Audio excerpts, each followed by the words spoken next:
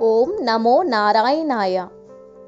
భాద్రపద మాసంలో బహుళ పాడ్యమి నుంచి అమావాస్య వరకు ఉన్న 15 రోజులను మహాలయ పక్షాలుగా పరిగణిస్తారు.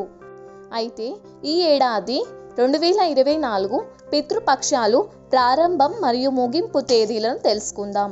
వీటిని పెద్దల దినాలు, పెద్దల రోజులుగా కూడా పరిగణిస్తారు. సెప్టెంబర్ 17వ తేదీ మంగళవారం నుంచి మొదలుకొని అక్టోబర్ 2వ తేదీ బుధవారం వరకు కొనసాగుతుంటుంది. భాద్రపద మాసంలో వచ్చే అమావాస్యను మహాలయ అమావాస్య అంటారు. మహాలయ పక్షం అంటే ప్రతి ఒక్క వ్యక్తి దేవుళ్లను ఎలా ఆరాధిస్తారో తమ పూర్వీకులను కూడా అదే విధంగా ఆరాధించాలని, అనగా పితృదేవతలు అంటే మన కుటుంబంలో మరణించిన పెద్దలను స్మరించుకోవాలి. వీరికి పితృపక్షాల కాలంలో ప్రతి ఏటా తర్పణాలు, శ్రాద్ధకర్మలు, పిండ ప్రధానాలు, దాన ధర్మాలు వంటివి చేయటం వల్ల శుభ ఫలితాలు వస్తాయని చాలామంది నమ్ముతారు. మహాలయ పక్షాలు పితృదేవతలకు పిండ ప్రదానాలు, తర్పణాలు, శ్రాద్ధకర్మలు నిర్వహించేందుకు అత్యంత పవిత్రమైన సమయంగా పరిగణిస్తారు. ఈ పక్షం రోజుల్లో శాస్త్రోక్తంగా నిర్వహించే తర్పణాల వల్ల పితృదేవతల ఆకలి తీరుతుందని చాలామంది నమ్ముతారు. ఎవరైతే తమ కుటుంబం పెద్దలను కోల్పోయి ఉంటారో వారంతా శ్రాద్ధ విధులను ఆచరించాల్సి ఉంటుంది. తల్లిదండ్రులు ఇద్దరూ లేనివారు మహాలయ పక్షంలో తప్పనిసరిగా పితృకర్మలు చేయాలి. ఈ 15 రోజుల్లో చేయలేని వారు కనీసం పితృ అమావాస్య రోజైనా తర్పణం చేయాలి. వారికి ఆకలి తీర్చటమే మహాలయ పక్ష ముఖ్య ఉద్దేశం. పితృపక్ష సమయంలో మగవారు చేయకూడని పనులేంటో తెలుసుకుందాం. ఈ సమయంలో ఎటువంటి శుభకార్యాలు చేయరాదు. అంతేకాదు, పితృపక్ష సమయంలో మగవారు కొత్త వస్తువులను, కొత్త బట్టలను కొనుగోలు చేయవద్దు అని పండితులు చెబుతున్నారు. వీటికి దూరంగా ఉండటం చాలా మంచిది. ఈ పితృపక్ష సమయంలో తామసిక ఆహారానికి దూరంగా ఉండాలి. సాత్విక ఆహారాన్ని మాత్రమే తీసుకోవాలి.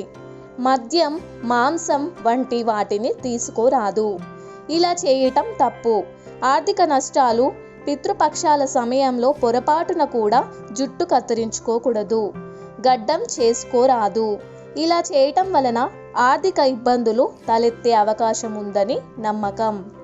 పూర్వీకులకు నిర్వహించే శ్రాద్ధ కర్మల కోసం చేసే వంట విషయంలో, పాత్రల విషయంలో కూడా ప్రత్యేక శ్రద్ధ తీసుకోవాలి. ఇనుప పాత్రల్లో ఆహారాన్ని పొరపాటున కూడా చేయవద్దు. కుండ, రాగి లేదా ఇత్తడి పాత్రలు వంటకు శ్రేష్టం. కొత్త ఇంట్లోకి అడుగు పెట్టడం మరియు కొత్త వ్యాపారం ప్రారంభించటం వంటి పనులు చేయరాదు. తినే ఆహారంలో ఉల్లి, వెల్లుల్లి నిషేధం. ఈ సమయాలలో పెళ్ళిళ్ళు, నామకరణ, మహోత్సవం వంటి శుభకార్యాలు చేసుకోవటం మంచిది కాదు. పితృపక్షంలో పితృదేవతలకు ఆగ్రహం తెప్పించే పనులను చేసే కుటుంబంలో ఆర్థిక ఇబ్బందులు, డబ్బు నష్టం తప్పదని పండితులు చెబుతున్నారు. సాధారణంగా పితృపక్షాలలో చనిపోయిన మన పూర్వీకులను గుర్తు చేసుకుంటూ ప్రత్యేక కార్యక్రమాలు చేపడతారు. ఈ 15 రోజుల పాటు కూడా పూర్వీకులకు ప్రత్యేకంగా గుర్తు చేసుకుంటారు. చనిపోయిన వారి కోసం వారి వంశస్థులు బియ్యం, పప్పులు, ఇతర వంట సామాగ్రిని పురోహితులకు స్వయం పాకం దానం ఇస్తూ ఉంటారు. ఎవరైనా చనిపోయిన తర్వాత లేదా పిండ ప్రదానం చేశాక కాకి కోసం కూడా ఒక పిండాన్ని పెడతారు. కాకి ముట్టుకుంటేనే చనిపోయిన వారికి ఉత్తమ లోకాలు దొరుకుతాయని, ఆత్మకు శాంతి దొరుకుతుందని చెబుతారు.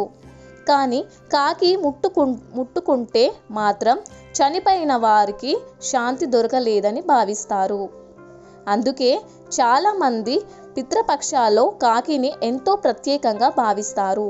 ఒకవేళ కాకి ముట్టుకుంటే పూర్వీకులు ఆనందపడ్డారని భావిస్తారు.